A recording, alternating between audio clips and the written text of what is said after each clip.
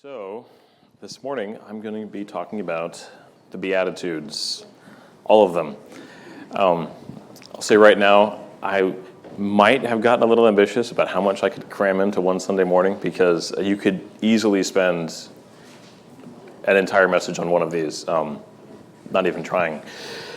But I have one of the perks of my day job is I spend a lot of time in a work van, driving from job to job, looking at things, and so I get a lot of time to listen to, whatever I want to, but I can only take so much news, and so I always have to switch back over to a good study, because it's just, you can only take so much news these days before you're just like, I can't. Yes, things are awful, I'm aware. Let's get back to the fact the end of the story is written, and not that we should ever bury our heads in the sand and ignore current events, but at the same time, if you let yourself get so caught up in them, where you can just get dragged down, or angry, or depressed even. I mean, and some of those emotions can be beneficial to motivate you, but at the same time, they can take you into places that aren't helpful and not Christ-like. So I started going through a series on the Beatitudes about 2 weeks ago. It was a 10-part series, and it hit me continually so hard. When John, he asked me to speak, I was just like, is it like bad just to talk about what I've been listening to? It's like, no. So that's what we're doing. Introduction out of the way there. I'm 90% sure that everybody in this room has read these multiple times, could probably recite them, has probably heard them studied. So this is one of those, like, one of the most well-known parts of the Bible. It's the opening of the Sermon on the Mount. It's kind of the prelude to Jesus' entire public ministry, right in Matthew 5.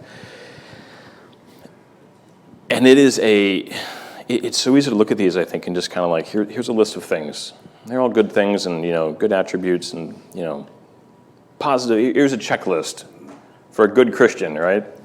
And yeah, that's true, but that is, so just barely scratching what Jesus is laying out here. And before I actually get into this, I wanted to talk about an old job I had really fast, because it just kept coming to my mind this morning. I worked for 10 years in foster group homes, in drug and alcohol rehab group homes for foster kids down in California. It was my swing shift while I worked days. It was just back in my 20s, and Mom was home with a bunch of kids, and I was having to work 2 jobs. But it was an amazing job because I got this window into a world that I was blessed to not have to grow up in. I had 2 amazing parents, super rural, kind of American, idealistic upbringing, homeschooled and running around in the woods whenever I wasn't in school. And so getting exposed to all these young people who had a very different upbringing. A lot of inner city kids in the Bay Area, some of the rougher parts of the urban areas of California, which is no joke. These kids have had every negative start handed to them, and then been asked by society to be like, and now behave perfectly. And not to take away individual responsibility, but at the same time to dismiss that is something that unfortunately happens a lot, and is honestly out of ignorance, in my opinion. But through that program, I got very acquainted with AA, Alcoholics Anonymous, which, despite what it is now, was founded in incredibly grounded Christian principles. That was the foundation of the whole program. And there's probably, most of you have heard of the 12 steps. I'm not going to go through them all. But the 12 steps are a super important part of recovery, because they help you identify what's broken inside of you. And they also help you identify the order in which you need to identify and go through these things. You can't skip the beginning. You can't go right to I'm going to be better, I'm going to make amends, and I'm going to no, you have to go through the beginning part, which is the hardest part. And then once you've got that, you can't then leave it behind as you move towards what comes later. The first 2 steps essentially say, I admit I am powerless. I have no ability on my own to fix this problem. And then the second one is, it's called the higher power now in AA, but it was God. It was absolutely always supposed to be God. God is the only solution. And without those 2 things, without that foundation, everything afterwards would mean nothing, would not be able to happen. Beatitudes have a very similar order. They start with an emptying, we're going to, Jesus is like, this is a deconstruction. This is you are going to first have to recognize how utterly and completely lost and helpless you are before anything else happens. And if you miss that, I think you're going to spend your entire lives and your entire walks wondering why you keep falling down as often as you do, and why despite doing all the things you're supposed to do, your heart never gets settled. So I'm just going to read through all of them, and then I'm going to start so buckle in, because I'm going to try to get through all of these. And I have pages of notes here. Excuse me ahead of time if I am down and up a lot, but I don't want to miss some amazing things that I've discovered the last 2 weeks. So Matthew 5, 1 through 12, and I'm reading out of the ESV. I'm sorry, I know most of you guys have New King James. We can have that conversation later. Seeing the crowds, he went up on the mountain, and when he sat down, his disciples came to him, and he opened his mouth and taught them, saying, "Blessed are the poor in spirit, for theirs is the kingdom of heaven. Blessed are those who mourn, for they shall be comforted. Blessed are the meek, for they shall inherit the earth. Blessed are those who hunger and thirst for righteousness, for they shall be satisfied. Blessed are the merciful, for they shall receive mercy. Blessed are the pure in heart, for they shall see God. Blessed are the peacemakers, for they shall be called sons of God. Blessed are those who are persecuted for righteousness' sake, for theirs is the kingdom of heaven.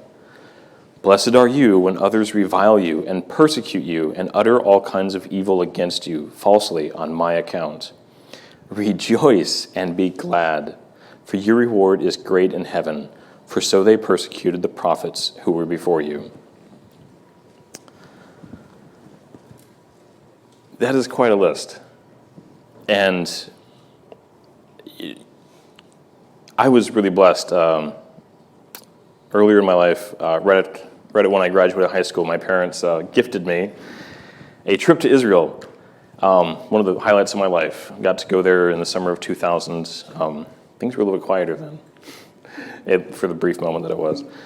But we spent a couple days up in Galilee, and I so distinctly we don't know 100% exactly where this was taught, but there's a traditional site, and there's kind of a secondary traditional site.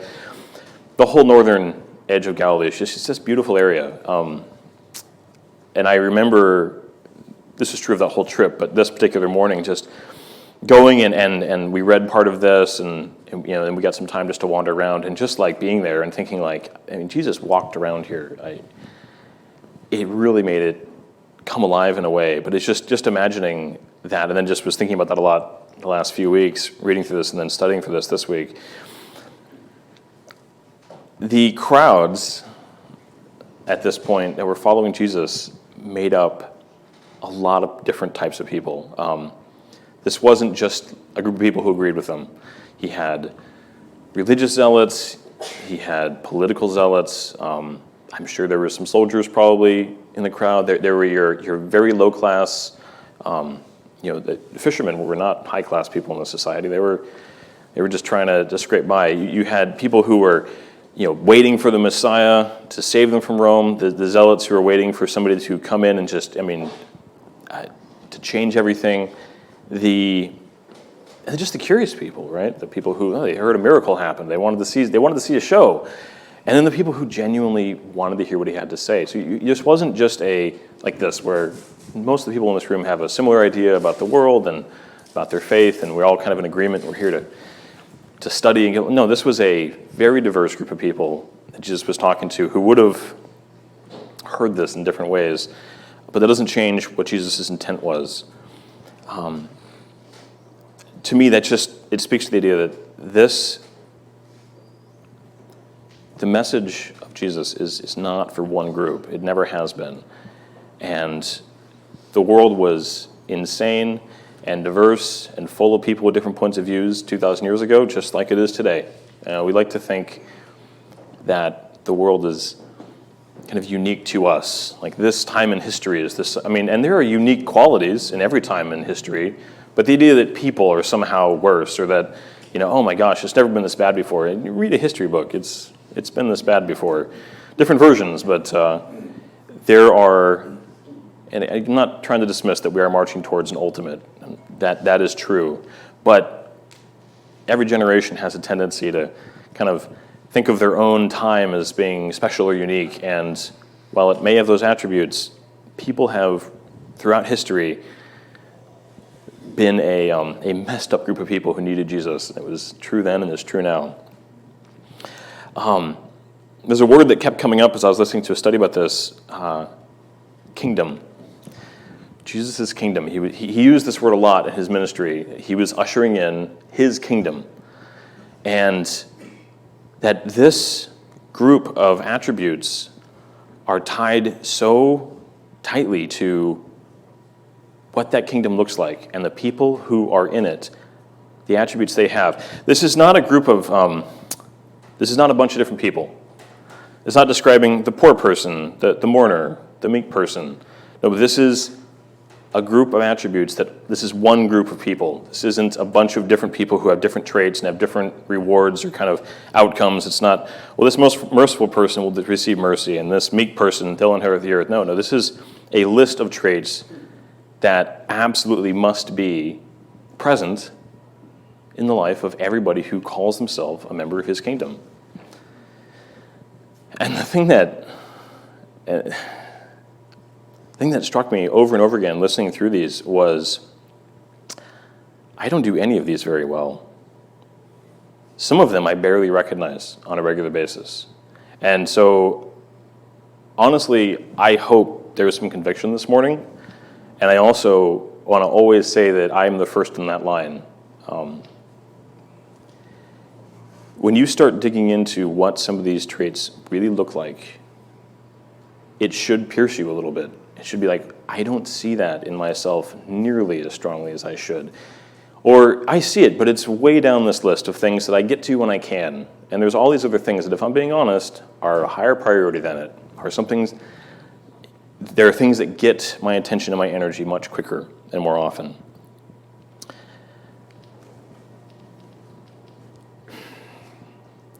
Another word that obviously is repeated quite a bit is blessed. There's another word that's just been really hijacked and kind of neutered in today's society. I am not a social media person, so I'm sorry if this is cringy to say, but the whole hashtag blessed thing, I just, every time I see that almost, I'm just like, even if it's used by a Christian in a semi-correct setting, it still is just, it's one of the most deepest, meaty words that God uses to talk to us. And it's just thrown around like, everything's good, having a blessed life. It's just, and it's just like the substitution for happy. It's not what it means. And I'm sorry if I step on my toes here, because I love America, but there is, and it's baked into our, the Declaration of Independence, the pursuit of happiness, that's like a fundamental right and something that everybody should have, and I agree with that wholeheartedly. But there's this obsession with happiness, and being happy is the number one priority. That my fulfillment in whatever I define as what makes me happy is the number one goal of my life, and it should be.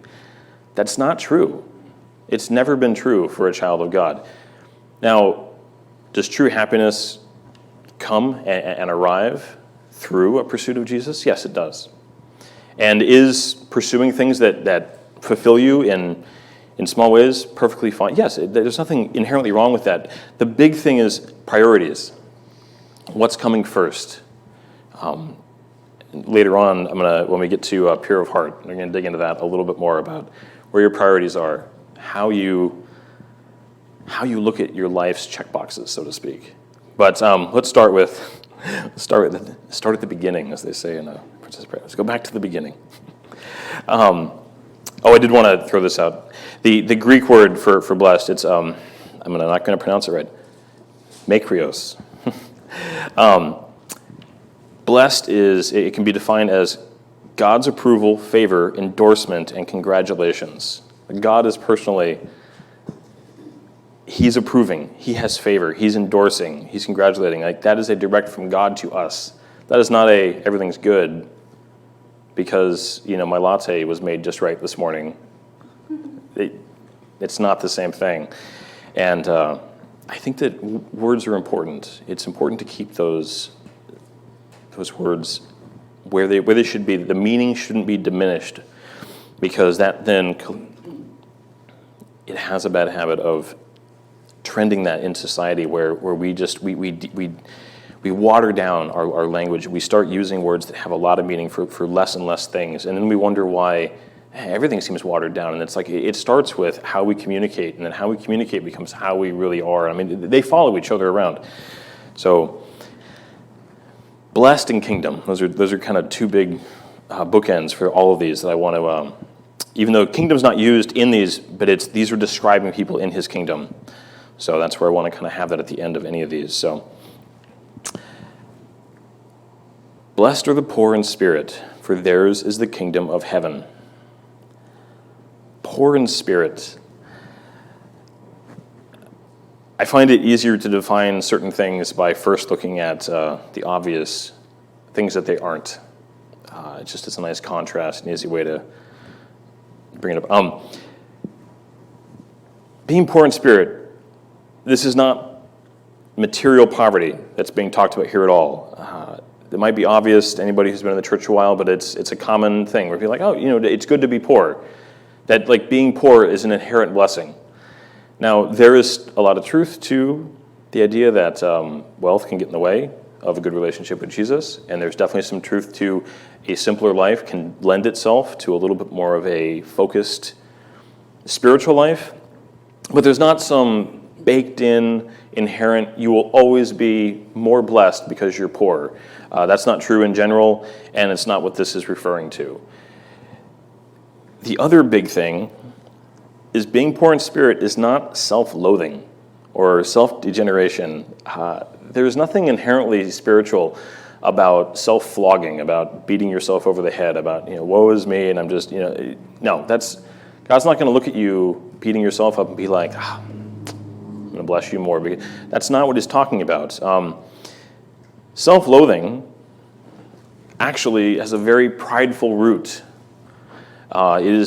You're focusing on yourself almost entirely when you get into the headspace of poor me, I'm awful, things are just terrible. Whatever version of that works inside of your head, we call our kids, you're having a pity party. That's all about you. That's all about pride. That's not righteousness. That's not Jesus working inside of you. And it can rear its head where you even, in your humility, pride can go. There's a wonderful part of C.S. Lewis's book, The Screwtape Letters, that I wanted to read just a quick little piece out of. And a lot of you probably heard this before, but it's an amazing look at pride and humility put together. And so it's a Screwtape writing to Wormwood. Your patient has become humble. Have you drawn his attention to the fact? All virtues are less formidable to us once a man is aware that he has them. But this is especially true of humility. Catch him at the moment when he is really poor in spirit and smuggle into his mind the gratifying, reflection. By Jove, I'm being humble. And almost immediately pride at his own humility will appear. I distinctly remember the first time I read this book. I was in early high school, and that section was just like, wow. Because the most successful attacks are the sneaky, kind of underhanded ones. Satan rarely comes at a Christian head on I'm going to just throw this massive temptation that you know right off the bat what it is, and you're going to deflect. No, it's not effective. He's not stupid. He's going to come in through the little angles that he can find and twist our good qualities into things. Pride is always there, right? Pride doesn't magically go away. Now, if we are pursuing God with our whole hearts, hopefully, pride is lessening. It's becoming less intense. It is getting less and less of a grip on everything in our heart, but it never vanishes. It is there as the root, and it's just waiting to nip at our heels. But poor in spirit is one of those things that it's so important to have, and at the same time, you have to guard your heart so well, because truly being poor in spirit is that beginning part. At the beginning, I was talking about the first step in the AA program. The idea you have to admit that you're completely powerless. Poor in spirit is tied to that. The actual, the Greek word being used, so a lot of people would immediately go to there's one Greek word for poor that means, it's used in Matthew when they talk about the woman who gave her last 2 copper pennies. It was like she's incredibly poor. She gave the last she had. That's not the word used here. That woman was at the end, and she was used as an amazing example of trusting in God. And I'm not putting anything against that, but that's not the word that's used here. The Greek word here is patosh. I'm not sure if I pronounced that right. I apologize. But it actually comes from a verb that means to shrink, to cower, or to cringe, as beggars often did. They wouldn't even want to show their face. There's a picture that I saw where somebody had like their face covered and their hand out. Just complete destitution. You are so utterly broken, you can't even look the person in the eye that you desperately need something from. That's how at the bottom you are. That's where we're supposed to start. That's the realization that has to be at the origin of our faith. Because if we don't ever hit the point where we realize how desperately in need of Jesus we were and still are, then how could we ever have a correct and full relationship with him? Because if you never get there, then you're going to be somewhere in the realm of, I get a little credit for this. This is a little bit me. Jesus, praise Jesus and look at all the work he's done, and at the same time, I get a little bit in there. Whether we're conscious of that or not, it's there, and that's pride. You go all the way back to Adam and Eve. That's the beginning of everything. I have a little bit of my own credit. I get a little bit of my own decision making. I somehow only need Jesus somewhat, not 100%. And so that's where it starts. That's the first thing that must grab hold of our hearts as we are entering into the kingdom of heaven, both down here and ultimately in heaven itself. But that starts down here. That's the process of sanctification. It must include all these. These need to be present. Humility is something that we have to choose, something that we have to be conscious of, be aware of, guard against pride. Because if we just get on, hit the cruise control button on that part of our hearts, pride is going to come roaring back in, and you're going to be like, where did that come from? It's like, because it would never left. It's not something that you can just ignore and hope doesn't come back. Blessed are those who mourn, for they shall be comforted. Now, this is an interesting one, too, because you think, hey, mourning. Now, a lot of people, I have to imagine a lot of people read this and okay, so mourners, they're comforted, it's kind of this nice picture of people who are sad and grieving something, and, God's going to take care of them. And no, that's not what this is talking about. This is us. This is our reaction to the first one. As we become aware of our desperate need, our complete and utter destitution, and our need for Jesus, we do mourn over ourselves. This isn't mourning for other. There is an aspect of mourning for the world in general. But the first thing you have to become aware of is your own heart, your own broken, sinful, fallen nature.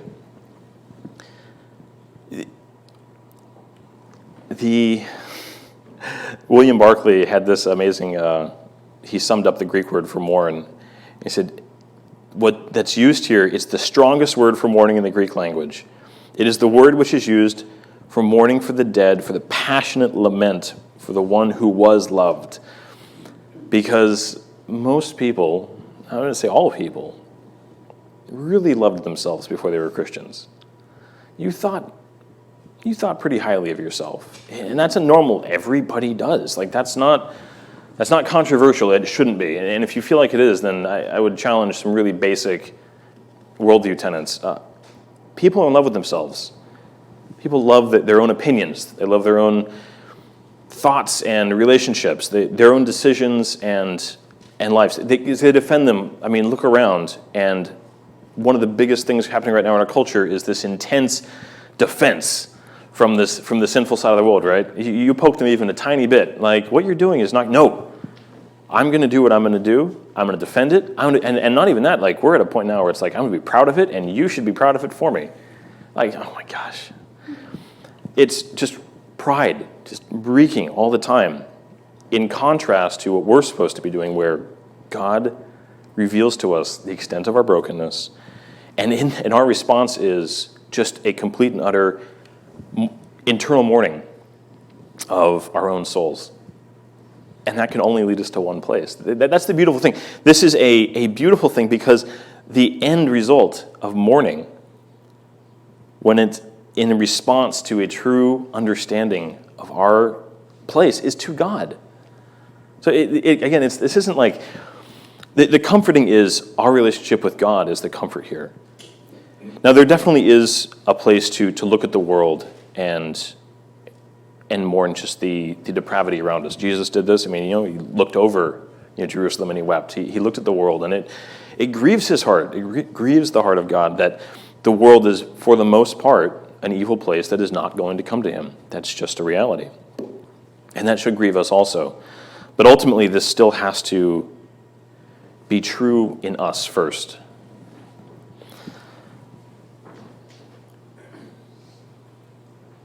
This is something that the teacher I've been listening to said that I don't even want to try to summarize this because I just love the way he said it. He said, when I have come to the end of myself and I am finally facing the facts that I have no strength, no ability, no power, no way of being right with God, then I begin to cry out to God.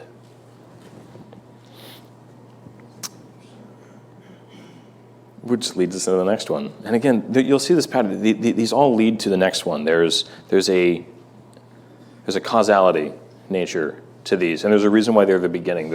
This is the first recorded public speaking of Jesus to the crowds in general. I mean, where it was his sermon form. It's the beginning here where it talks about he came and he sat. It's when Jen earlier today said, traditionally, you guys would be standing up and I'd be sitting in a chair or on the ground, depending on how it is in Jewish tradition, that was, so when Jesus came and he sat down, like this was a very formal, like he was teaching. This wasn't just a kind of off the cuff, This was, he assumed the role of a teacher in a formal Jewish way. And this is where he started. So again, these are basics, but I think we can get past these and stop thinking about them as often as we should, and stop really looking at ourselves and going, do I see these qualities? Do I still truly understand and have the broken, the poor in spirit? Do I have that morning? And am I meek?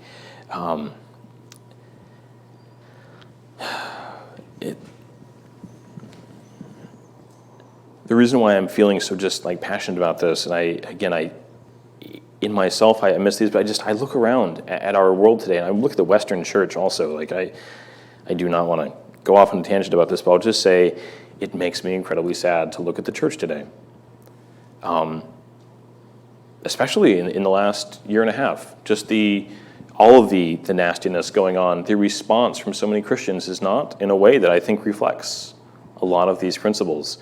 And I'm not saying that I don't agree with probably most people here about my personal thoughts and feelings about all the divisive issues hitting today, but our response to them tends to be a little bit more combative and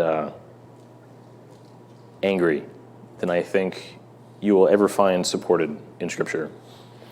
And I think that's something worth looking at, because you don't need to adopt those traits to be very effective. In fact, you'll end up being very misrepresenting of the church.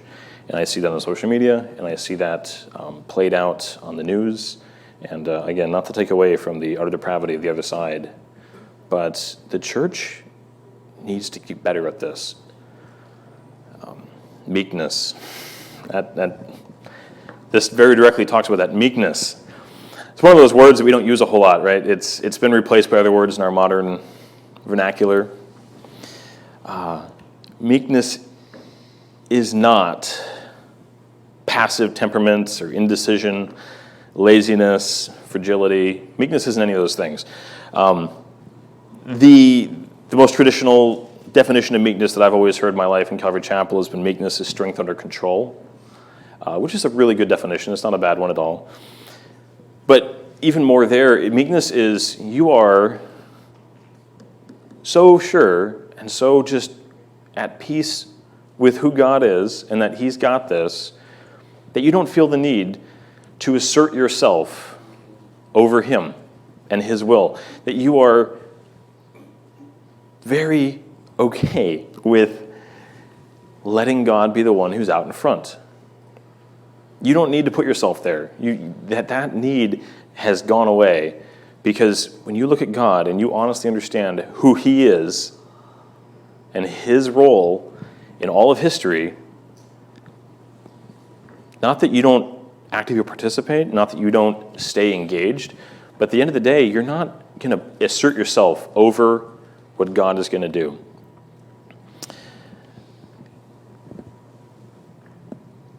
Again, getting back to weakness, it's not a weakness. I skipped over this, but I just wanted to say, because it's awesome.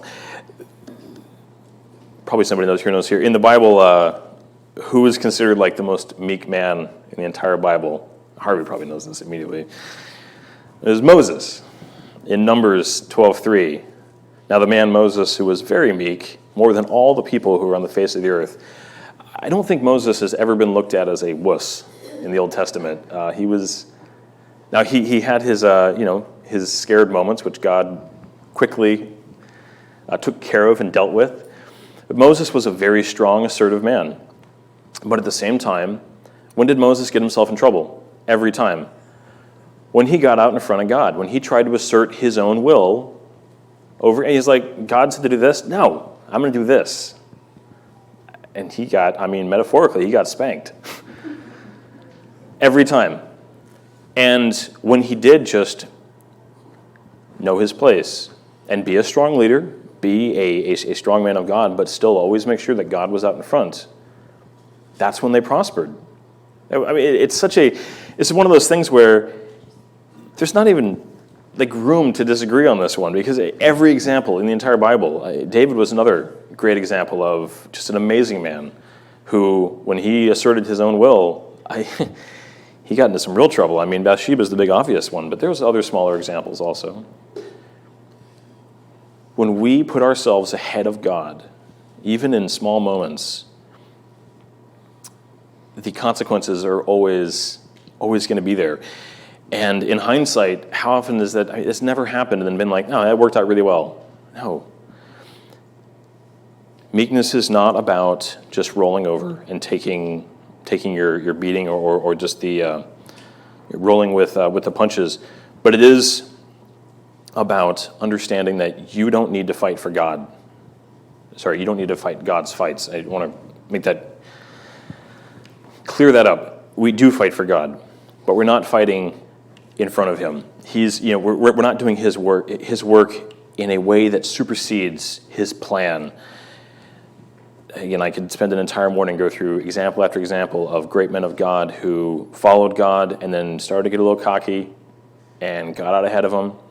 And it's like, I'm feeling good. I've got this. And I don't need to go to God every time. I don't need to go back to him and make sure that I'm in his will.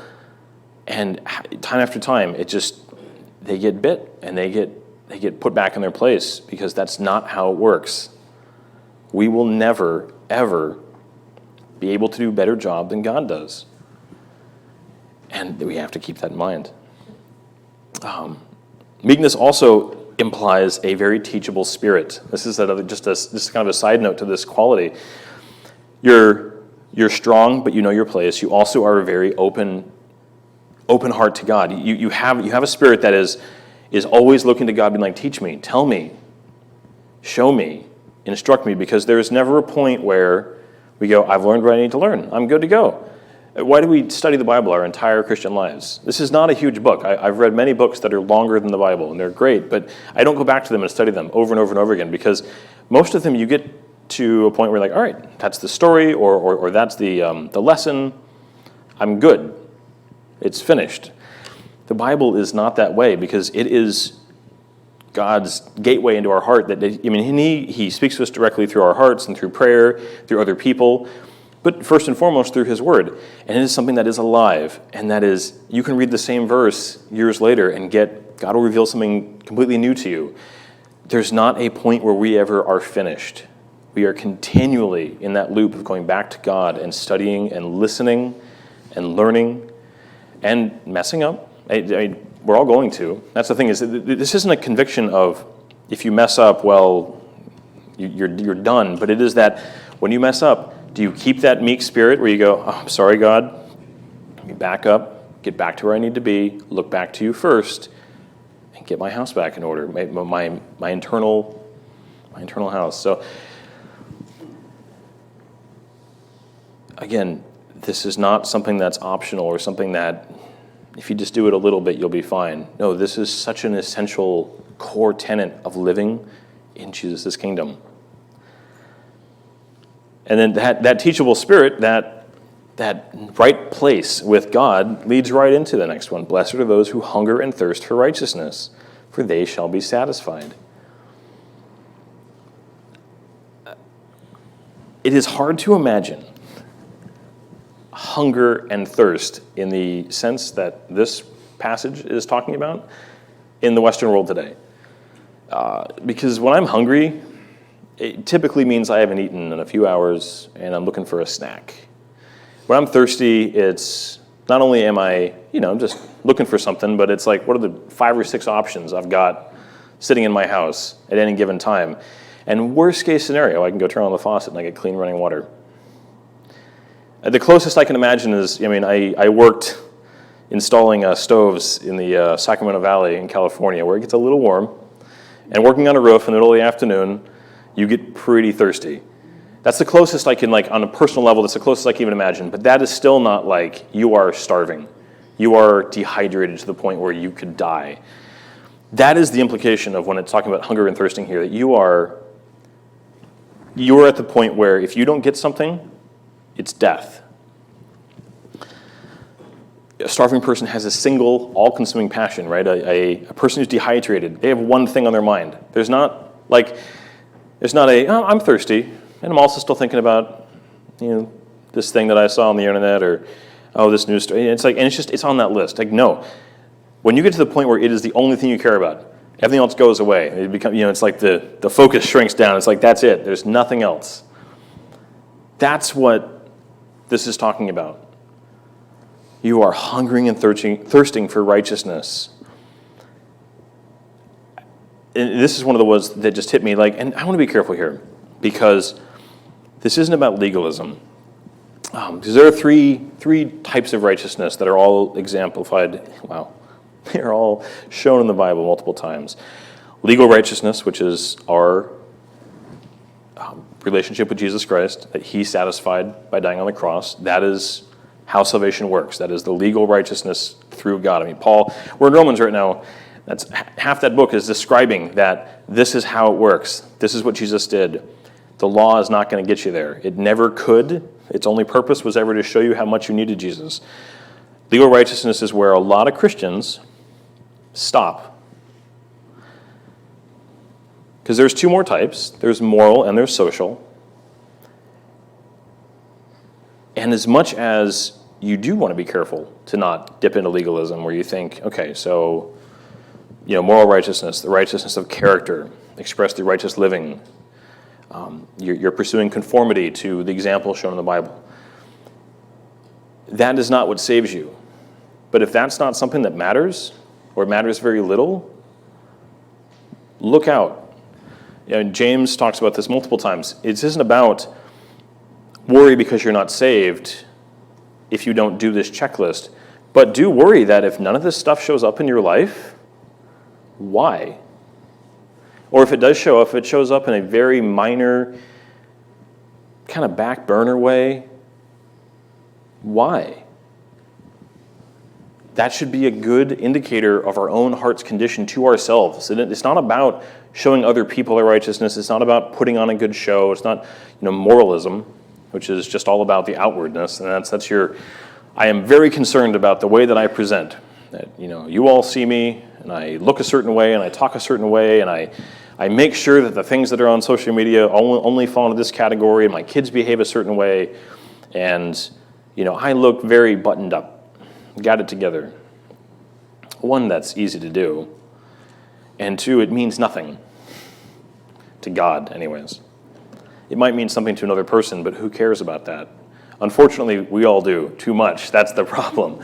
We all care very much about what other people think, and are you more worried about what Jesus thinks of your heart than what somebody else at church thinks of how you look or how you talk?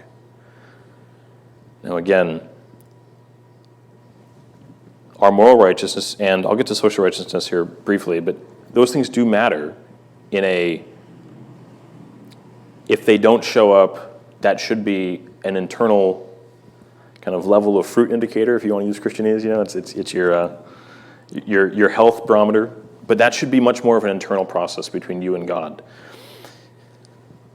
But first and foremost, we are hungering and thirsting for righteousness with Jesus on a personal, internal level. And then at the same time, do we care about the rest of righteousness, moral and social righteousness? Do we care about seeing right living in our culture? Do we see, we worry about right living in our homes with our kids? Those things should matter. They shouldn't matter you've taken the leap over to legalism, but again, you want to make sure those things matter. And all of those are included in this, that Jesus repeatedly demonstrates, and this means you can take these principles and then look through the rest of the Gospels, and Jesus repeatedly demonstrates how much he cares about all this stuff. This isn't just he said it and then it never comes up again. It's showcased time and time again in the way that he interacts with his disciples, with the crowds, with the religious, the Pharisees, the Sadducees, the religious leaders of Israel, the way he interacts with Rome. It's all illustrated. So if you want to say all that matters is your, grace-driven legal righteousness between you and God and you're done, okay, but you are missing.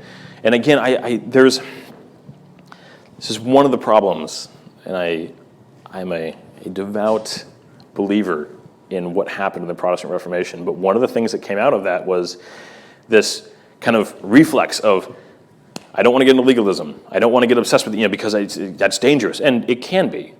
But you don't want to take that so far where, the old saying, throw the baby out with the bathwater. You don't want to get so obsessed with making sure you don't get into legalism that you stop caring about righteousness around you, in the world, in your own life, on a practical sense, that those things should follow. So all of that all-encompassing look at righteousness is important and is something that should be very high on the list of priorities. That's something that if it doesn't matter to us, if we look back and honestly go, I didn't even think about it for a long time, that should concern us. So, a little bit of a transition as he's going through, because the first couple of Beatitudes are talking about an emptying, let's set up your heart. And then we get to this one, blessed are the merciful, for they shall receive mercy. This is one of the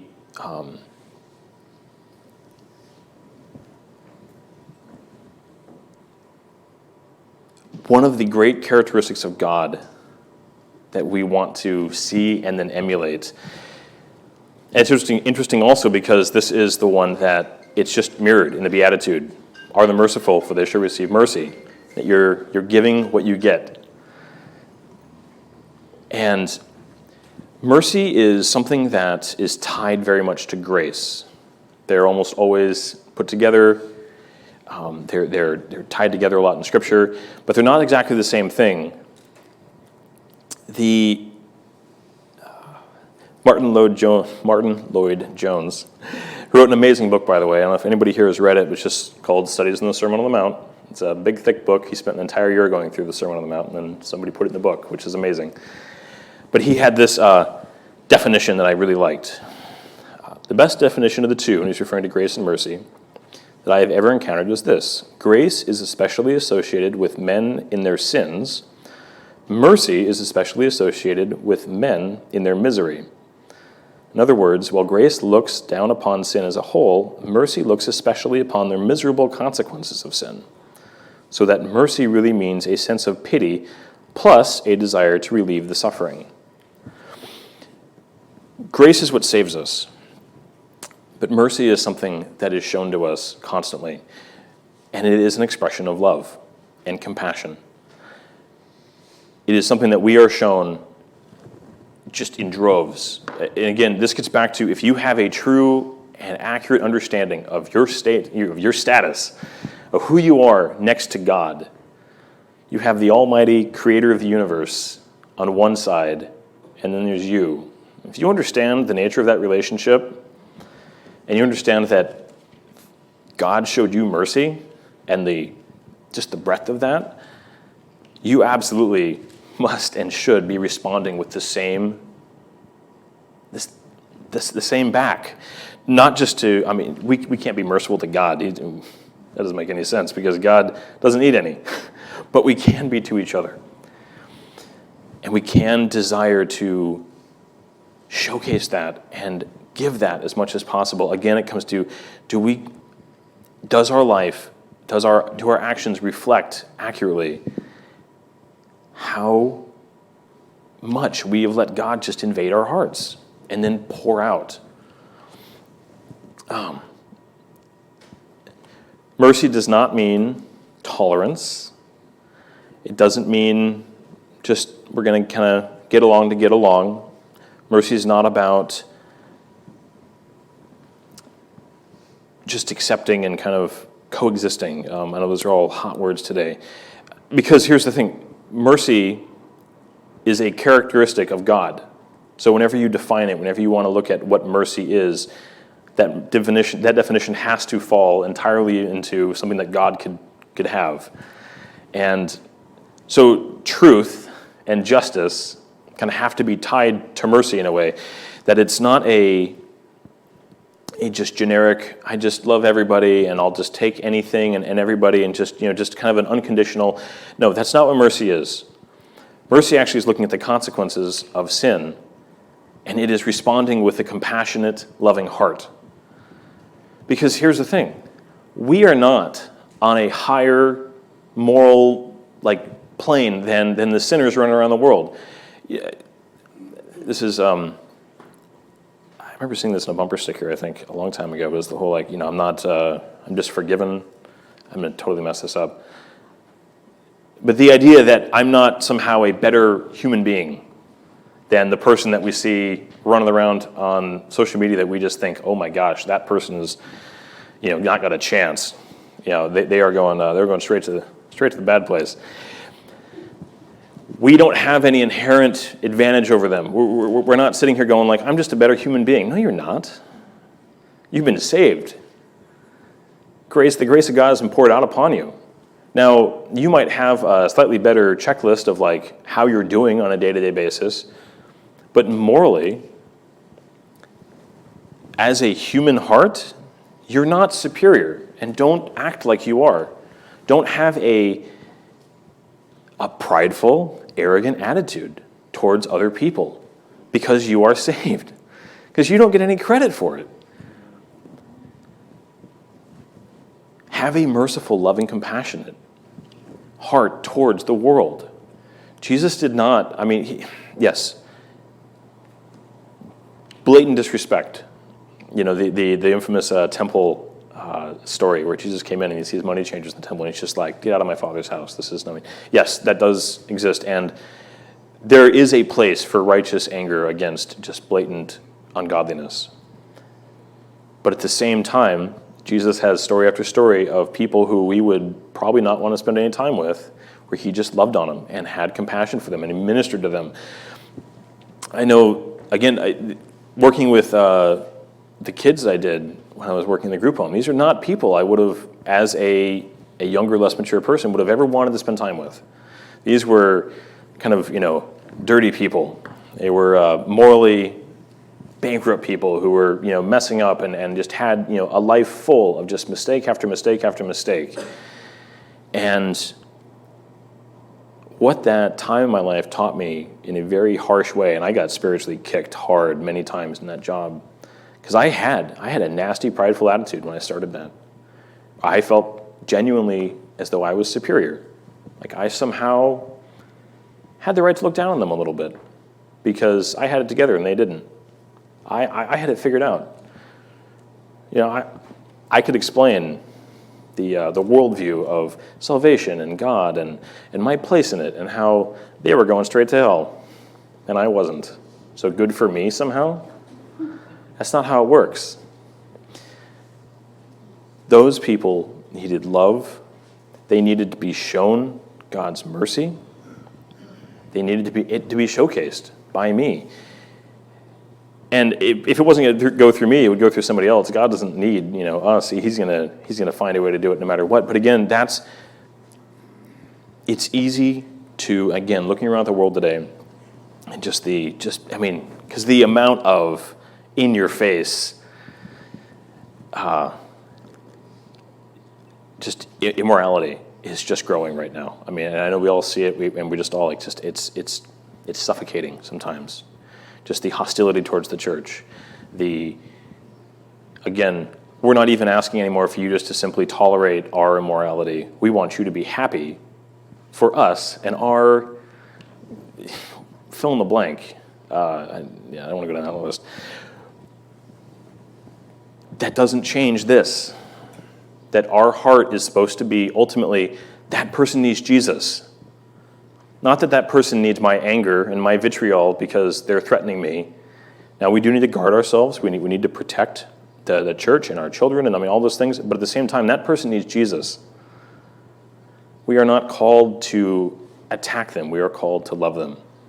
And that is hard to do. I'm not trying to waltz past the difficulty there. But there's not another option that's given to us by Jesus. I got to speed up. Blessed are the pure in heart. And again, these all just tie together so well. I mean, purity in heart, being meek and merciful, pure in heart. I mean, they all go together. These are traits that interlock together so well. Being pure in heart, and this is one of those that you can kind of use it like on a cross stitch or a poster. It's like pure in heart. And it can kind of lose its weight when it's used as a cliche or as just kind of a nice saying for a Christian life. But it's a lot more than that again. I'm just going to read this. To be pure in heart is to will one thing. Return love to the God who first loved you. To be pure in heart is to choose Jesus over everything and everyone because he alone is worthy of such love. Paul said it great in Philippians, where he said, "For me to live is Christ and to die is gain." He is the center. An easy way to look at this is Jesus simply the first checkbox in your life? If you look at your life and you think, here's all my stuff. Here's all the aspects of my life. Well, Jesus is first. He's the first one. Okay, you're getting there, but that's not good enough. What if Jesus, instead of being at the top of a list of desires, was actually moved to the center of every desire? The idea that he's not just one of a list of things, that he's in everything.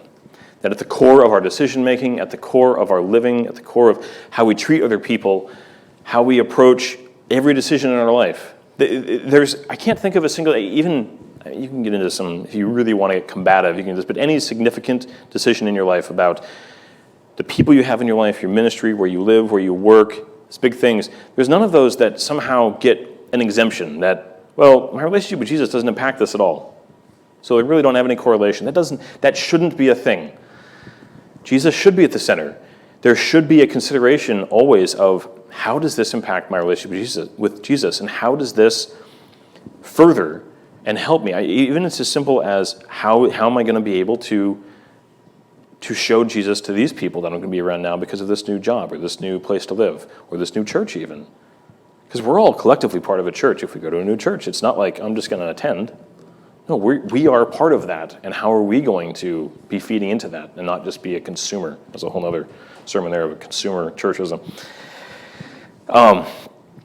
But purity of heart is that core. Jesus is at the center. And that's something that, again, you have to work at. You have to pursue God. You have to run from sin. And that great, in Timothy, where Paul is instructing, don't just chill in the vicinity and think I'm good. No. Being pure of heart means that you are always trying to keep that gulf as big as possible.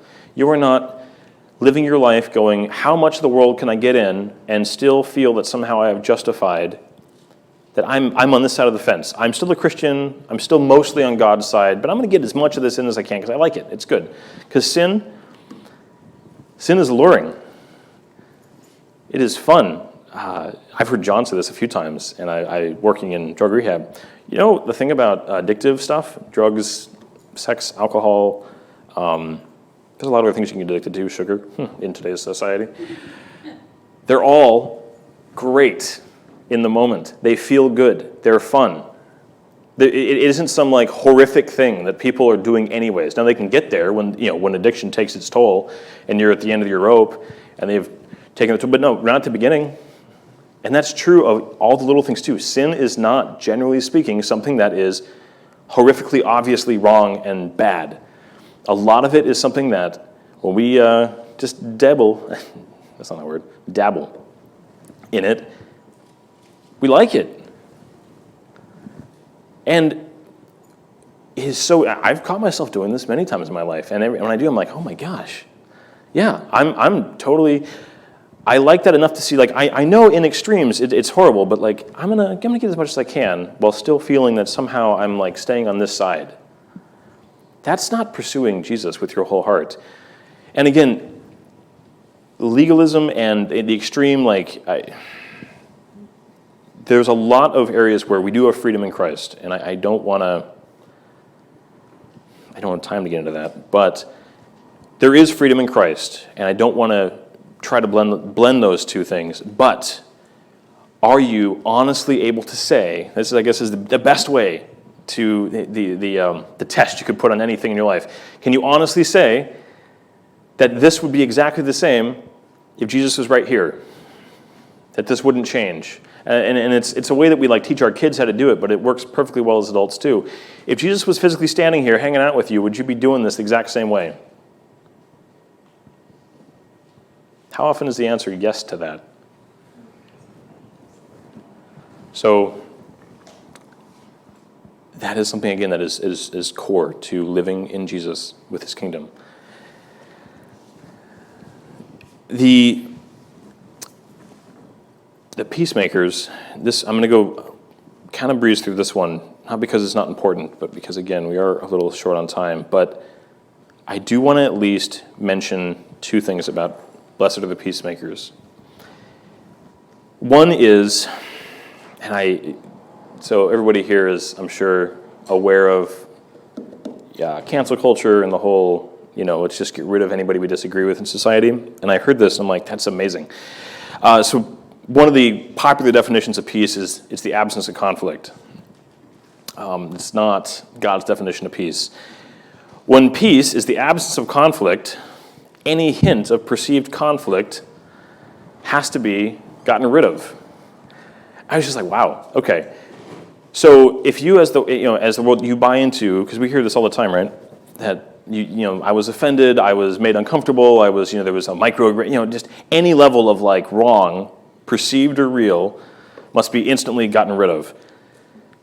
That's a natural conclusion you can get to if you think truly that peace is just simply the absence of any kind of conflict. That you get selfish about it. That I'm going to define what conflict is, and it all has to go.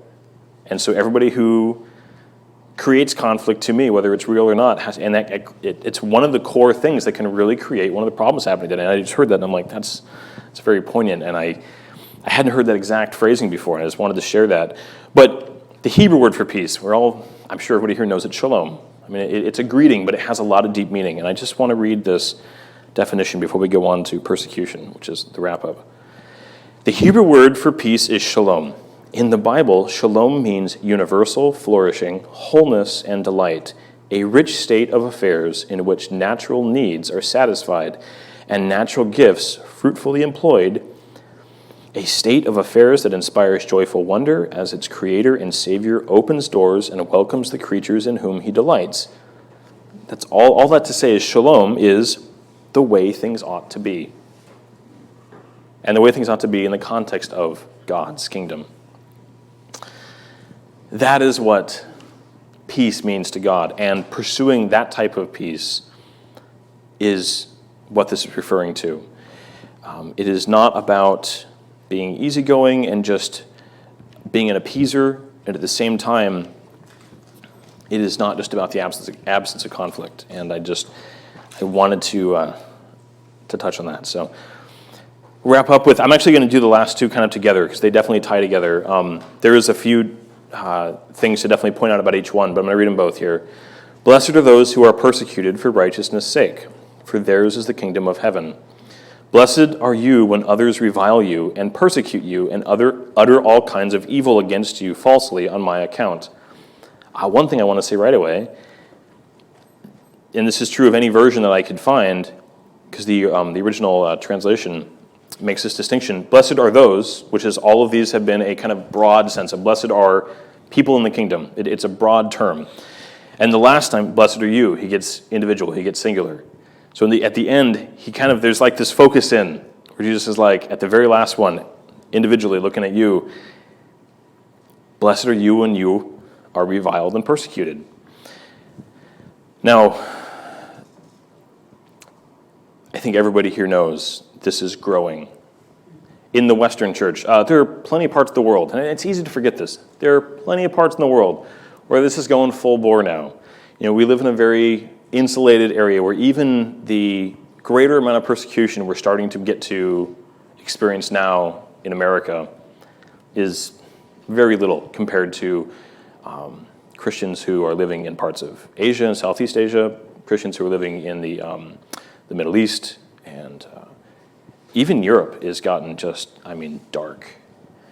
It's still technically free where you can assemble, but it's so much more. The open hatred towards the church has been around there longer than it has here, and we're on our way for sure.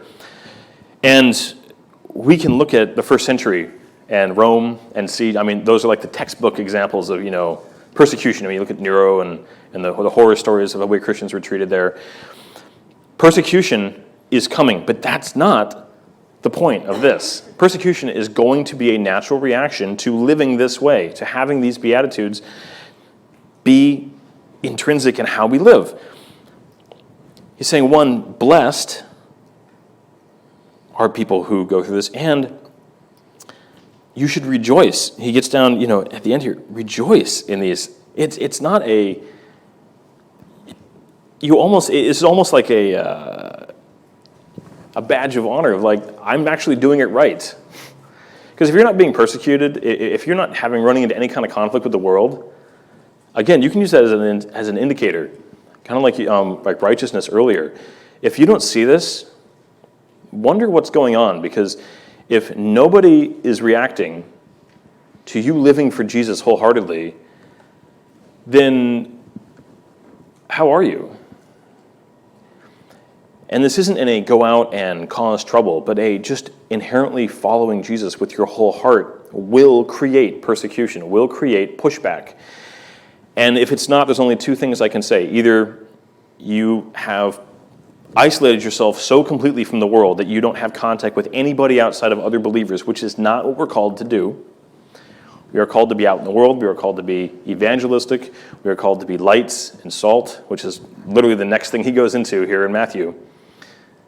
So you're either not fulfilling that part of your walk where you are hiding from the world and keeping in a tight little group where nobody will challenge you and nobody will push you and everybody gets along, which can be very comforting and has its times for recharge and for teaching and refresh. Or you are out in the world, but this stuff is so lightweight and so down the list of things in your life that it doesn't show up. And people don't even know. And there have been times in my life where I've seen this in me. I hate that that's true, but it has been. And I realize, I don't know if people even would know that I'm a Christian. Now, they might guess that I'm a decent person because I don't swear and because I'm nice to my kids and because I punch in and out on time. I have this like moral checklist of I'm a good person, whatever that means. But I don't show Jesus because there's a difference. So again, just keep that in mind. And he gives the reward essentially, here is the end of the story. Your reward is great in heaven. He literally lays it out at the end. Like, rejoice and don't worry, because at the end of it, your motivation is the end of the story. You're going to be with me in heaven, and everything is going to be good. Now, we have to get there, but there's not even he's not trying to like work around something here where it's just straight up, there is a reward. The reward is me. The reward is me forever. And gosh, if you understand what that is, and that's not enough, then again, I would challenge you to look in your own heart. I'm going to close with two passages, and then we'll be done. First, Matthew 6:19 through 21, and then verse 33. This is later on in the same sermon. Do not lay up for yourselves treasures on earth, where moth and rust destroy, and where thieves break in and steal. But lay up for yourselves treasures in heaven, where neither moth nor rust destroys, and where thieves do not break in and steal. For where your treasure is, there your heart will be also. But seek first the kingdom of God and his righteousness, and all these things will be added to you. That's what we've been talking about, guys. It's about heavenly things. It's not about this world. It's about our heart's relationship with Jesus. That's what matters. And if that isn't the priority, then I genuinely challenge everybody here and anybody who might be watching, look at yourself, be honest with yourself, and think, how am I doing in these? Maybe there are areas where I can be doing better. There are areas where I am putting too much effort into treasures here on earth. And then lastly, 2 Corinthians 4:17 and 18, for our light affliction, which is but for a moment, is working for us a far more exceeding and eternal weight of glory, while we do not look at the things which are seen, but at the things which are not seen.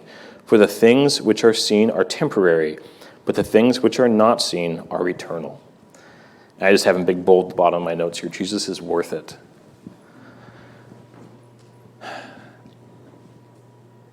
I cannot emphasize this enough. I can't say this hard enough.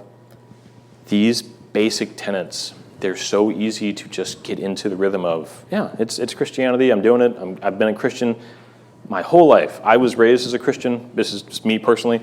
I had amazing parents. They weren't raised as Christians. They both were saved in their 20s.